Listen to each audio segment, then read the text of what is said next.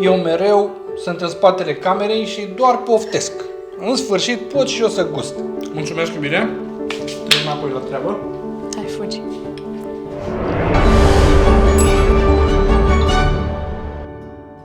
Vă salut cu mare drag din bucătăria mea. Eu sunt Tabi și astăzi vă propun o rețetă care pe noi ne-a încântat foarte mult. Însă înainte de aceasta am să vă povestesc câte ceva. Deja nu mai este o noutate pentru voi faptul că soțul meu are intoleranță la gluten. Când eram la început de drum, am căutat din ce pot să-i prepar hrana de zi cu zi pentru că nu știam absolut nimic despre această intoleranță. Așa că am căutat prin magazine și pe internet și am descoperit produsele celor de la Char. Cu ajutorul lor am reușit să pregătesc aproape tot ce aveam nevoie pentru hrana soțului meu.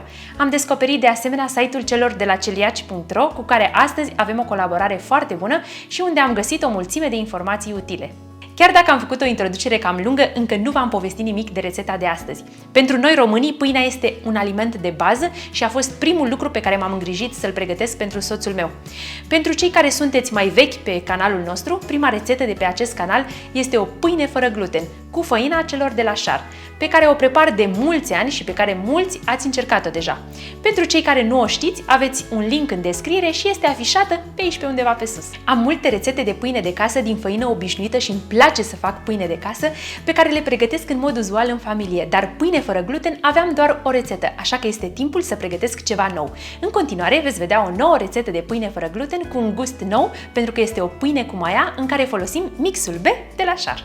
Gata, pornim la treabă pentru că vreau să vă arăt cum iese această minunăție și să văd și reacția soțului meu când o va gusta. La această rețetă am folosit pentru maia 60 g făină fără gluten, mixul B de la Char, 100 ml apă caldă, un plic drojdie uscată de la Char și o linguriță de miere. Iar pentru aluat am folosit 500 g făină fără gluten, mixul B de la Char, 470 ml apă caldă, o linguriță sare, 20 g tărâțe de psilium, 30 ml de ulei și maiaua. Pentru că este o pâine cu maia, începem să pregătim întâi maiaua. Folosim drojdia aceasta uscată de la Char, care mie îmi place foarte mult. Este foarte bună. Îmi place că este pâinea super pufoasă. Adăugăm o linguriță de miere și apa caldă și amestecăm până se dizolvă drojdia. Trebuie să știți că drojdia aceasta este fără gluten, la fel cum avem și făina fără gluten. Iar acum adăugăm făină.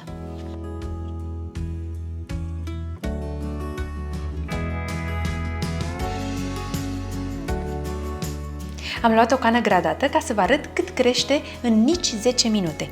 Acum este undeva la 200 de mililitri, da?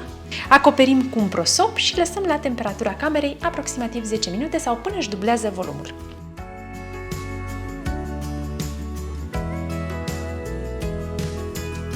Dragii mei, după cum vedeți, maiaua noastră în 10 minute a crescut mai mult decât dublu. Timpul acesta poate să difere puțin în funcție de temperatura de la voi din bucătărie. La mine a fost foarte cald.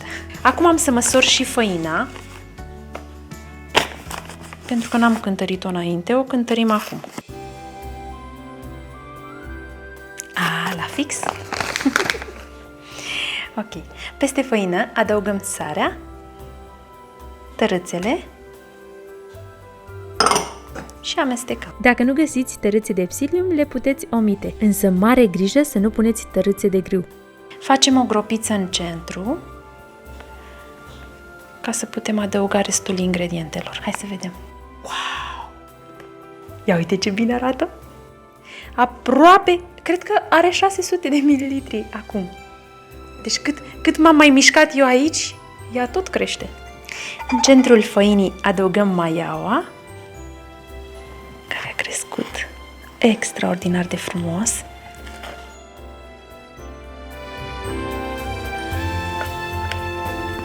Ce-mi place. Uleiul și apa, care este caldă, nu fierbinte. Și amestecăm cu lingura.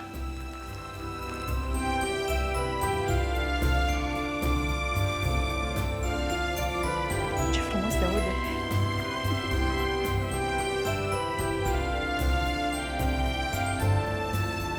Este o cocă lipicioasă, însă nu vă faceți griji că așa trebuie să iasă. Iar acum ungem blatul nostru de lucru cu puțin ulei de măsline și scoatem aluatul pe blatul de lucru. Am și eu puțin ulei pe mâini și încerc să-i dau o formă rotundă, fără să mai frământăm. Îi aplic 3 tăieturi, iar acum cu grijă am să o transfer exact în vasul în care vom coace pâinea.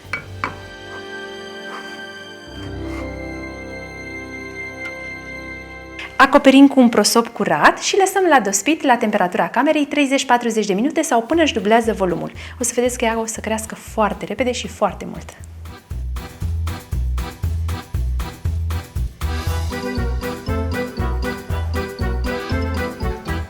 Pentru că am avut cald în casă, cam așa arată la mine după 30 de minute.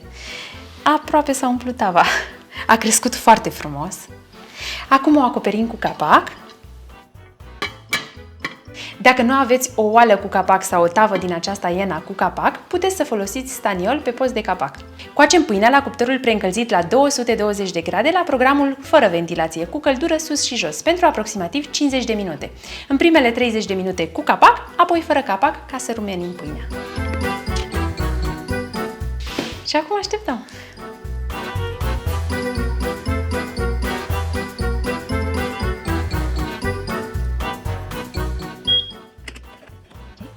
Oh, ce bine s-a copt!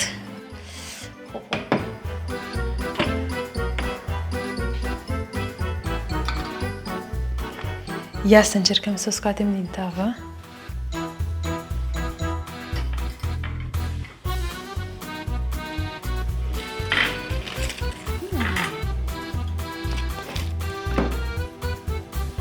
Și acum vreau să vă arăt ceva. Să știți că eu când mă apuc să fac pâine, nu glumă.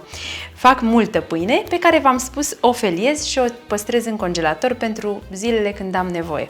Aceasta am copt-o în vasul oval și s-a întins mai mult. Iar aici am o altă pâine, nu știu dacă se vede, ok? Am copt-o într-un vas mai micuț, iar ea a crescut mult mai mult în înălțime. Haideți să vă arăt. Acum, depinde de voi ce alegeți. Vasul acesta a fost puțin mai mare decât pâinea atunci când am pus-o în el. Foarte puțin, cam cu 2 cm mai mare.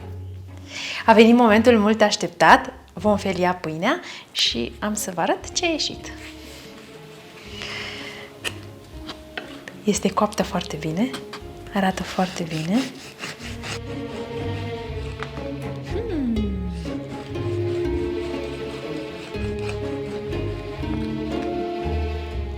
Arată foarte bine. Hai să vii să vezi cum e. Cum e de pufoasă, îmi place. Știți ce îmi place la această pâine? Îmi place că are un gust atât de asemănător cu pâinea din făină de grâu. Hai să tăiem și din cealaltă, bineînțeles.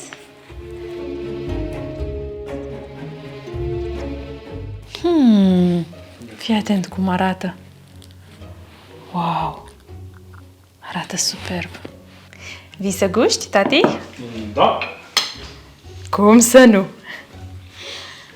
Să nu niște pâinică caldă cu zacuscă proaspătă. Hai că nu e chiar așa caldă. Bă, da. Ce bine miroase. Ce moale și pufoasă este. Le face oamenilor poftă. Și așa, eu mereu sunt în spatele camerei și doar poftesc. În sfârșit pot și eu să gust. Mai ales când te văd pe tine și pe Tami mâncând cu poftă. Hai că nu suntem așa pofticioase. Sunt eu.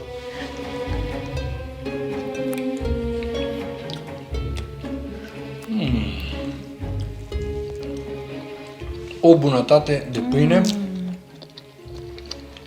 Chiar o bună. bunătate de zacuscă. Chiar bună. Genială. Nu zici că e fără gluten? Absolut deloc. Eu am cam uitat care este gustul pâinii fără gluten. Am câțiva ani mulți. Spun eu că asta seamănă foarte bine cu cealaltă. Deci... Însă tu știi mai bine.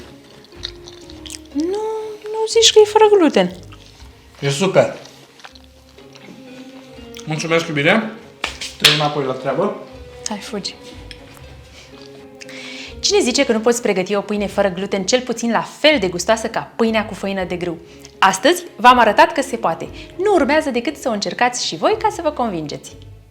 Nu se pregătește greu deloc, iar gustul este fenomenal. După ce se răcește, eu o feliez și o păstrez la congelator și decongelez doar cât am nevoie la masă. În felul acesta nu rămân niciodată fără pâine. Prietenii noștri de la Nutrient Solution sunt cei care vor sponsoriza un concurs unde premiul va consta în multe produse fără gluten de la Char. Mai multe detalii veți găsi în videourile ce vor urma, așa că țineți aproape. Dacă v-a plăcut și considerați și această rețetă de folos, nu uitați să dați un like și, bineînțeles, apăsați butonul de abonare ca să intrați în comunitatea noastră. Iar până data viitoare, amintiți-vă, pâinea fără gluten are alt gust atunci când o gătești cu plăcere. La revedere! Așa trebuie. Facem Exact. ingredientele. Da, eu sunt gata. Nu vezi, sunt aici pe poziții. Nu care cumva să plec de lângă făină, ulei și mălai. Mălai! Oprește și tu sunetul. Ia-l dau, iubirea mea. Da, iubire. Făină, însă fără gluten, însă pâine fără gluten. Gata, dă-i drum. Stai, că nu porni. Hop. Ha, arde. Au, nu pot. Care are un gust atât de asemănător cu pâinea din făină normală de grâu. Din făină, pe ce asta e anormală.